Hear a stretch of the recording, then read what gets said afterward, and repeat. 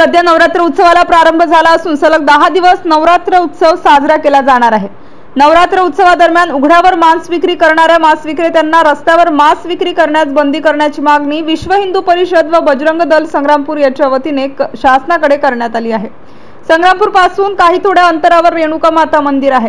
येथे 10 ही दिवस लहान मुले, माता भगिनी, अबालवृद्ध मोठ्या प्रमाणात दर्शनाकरिता ये-जा करत असतात। याच रस्त्यावर मांस विक्रीची दुकाने खुलेआम सुरू असतात। 3 ऑक्टोबर पासून नवरात्र उत्सवाला सुरुवात होत असून संग्रामपूर शहरामधील बहुसंख्येने भाविक भक्त रेणुका माता मंदिर येथे दर्शनाकरिता जातात।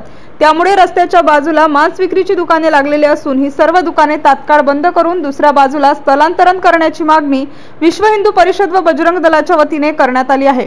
या मागणीचे निवेदन संग्रामपूर नगरपंचायत व तामगाव पोलीस स्टेशन यांना देण्यात आले असून निवेदनाची प्रत जिल्हाधिकारी तसेच जिल्हा पोलीस अधीक्षक बुलढाणा यांना देण्यात आली आहे।